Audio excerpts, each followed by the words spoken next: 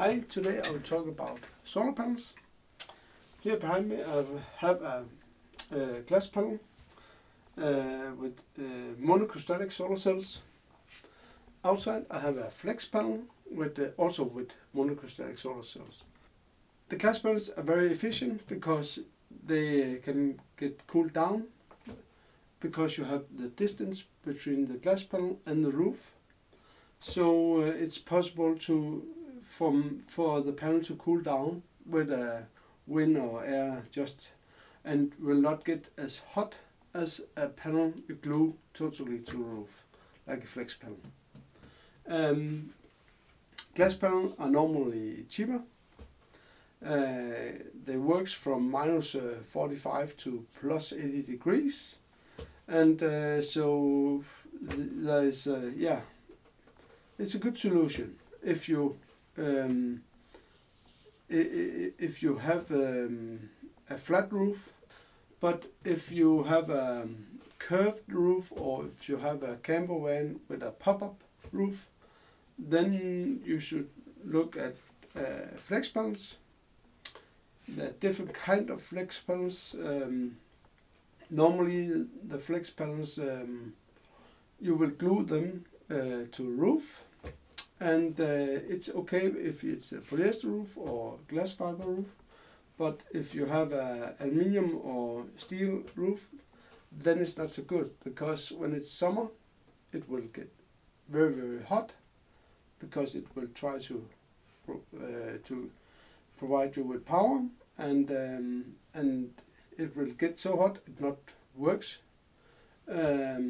as it should be, and you will not get the amount of power it was possible to have. So that's some of the issues about the flex panels. The flex panels are very, very light. I think 100 watts panels I have outside, they weigh about 1.8 kilograms, and glass panels in the same size weighs about 5.4 kilograms. So that's why the flex panels are good if you have a pop-up roof and it's a polyester or glass fiber roof. If it's a steel or aluminium roof, I will buy a flex panel that have this, I will call it bicube cells behind it. It's the plate, the solar cells are glued onto a plate. They're still a little bit flexible, but they can have air between the panel and the roof. So you have these kind of holes for the air to come through, and it will not get as hot as if you glue it directly to the roof. So I will choose that kind of solar panels if it's for a pop-up roof. Glass panels here or flex panels, it doesn't matter. When you have found out how large area you have and what kind of panel you want, you have to find out, is it 100 watts, 200 watts, or even you can get 130, 150, 120, everything. There's a lot of different kind of panels out there. But if you are in Scandinavia or in maybe north of Germany, I will, when you have bought your panels and found out, okay, I have two, maybe I will have two panels, then I will make a serial connection between the panels instead of a parallel connection. The serial connection is better when the most of the year don't have so much high sun. Like if you are in Spain or France or Italy, then I will make a parallel connection. But in Denmark, where I live, I will make a serial connection like I have done outside. And the advantage of that you get higher voltage and higher watts down to the battery. You start charging earlier, and you will still charge during the day and longer on the end of the day. The disadvantage, if there's a lot of sun, that's why if you're in Italy or Spain all the time, then I will make a panel connection, because if you make a panel connection, you have 5 amps from this panel, you have 5 amps from the next panel, then you have 10 amps down to a battery. If you make a serial connection, you still only have 5 amps. So you cannot have more amps than the smallest solar cells you have. If you put up a panel like this in summer in Denmark, it maybe 1 week or something like that in the whole year. Maybe it's up to 100, the full power of what it can provide, and it's because it's not. You have to have really good weather and sun and everything before you have the full effect of the panel. That's why I will choose a serial connection. So and that's the same for, of course, flex panels and glass panels. But you can, if you choose a glass panels can we say, because you have some flat roof, and then maybe on Alcove, autocampere, motorhome, you have the bended roof, then you maybe want to have flex panels, but you can combine these two things without problem. If you have a glass panel, you can also put on a flex panel. That doesn't matter. But if one of them are in shadow and you have a serial connection, you don't get any power, and you will get power, but not as much as could be.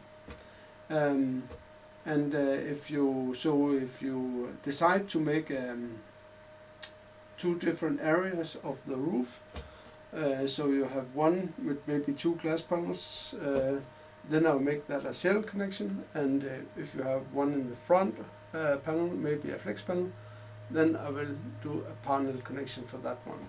So you put 2 of them together, and the third one is a panel connection.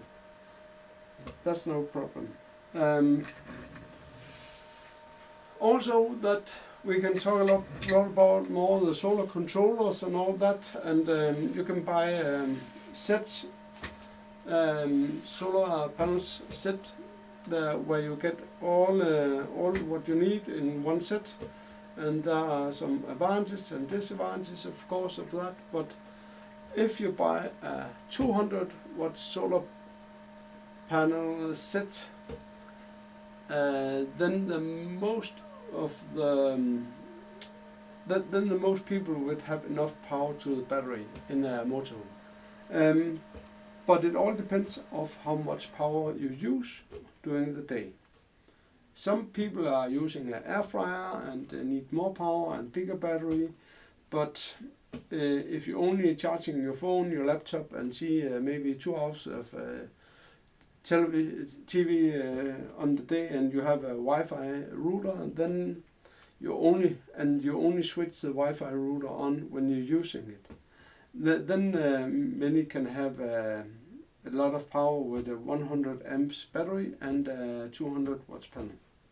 But if you have a caravan, there's a little bit different, because it's not possible to charge so much from the new cars to the caravan. You can only charge 8 amps through the wire, because the wires are so small today. So have your older car with no campus on it, then it's possible you can charge more, of course. But if you have a car with campus, then 8 amps is the maximum you can put out. So that's why that's not as efficient as a DC charger. So, but many they have a caravan stay for longer time at the same spot. So when you do that and you have a solar panel, it's very it's very important you still use your gas, because your fridge, if you have a absorption fridge that can run 12, 230 and volts and gas, then it's important that you don't use the 12 volt, because they take so much power out of the battery. So so only 12 volts when you're driving, it's possible. But when you have found your spot and you are in the campsite, then you should go to gas if you don't want to connect 230 volt. If you're not afraid of the gas and still will use the gas, a 200 watts panel and a 100 amps battery will get you far. I will come back with more videos about controllers, solar controllers, of course, and the solar panels, about the batteries, about inverters and other stuff you can have in your motorhome and caravan. Bye.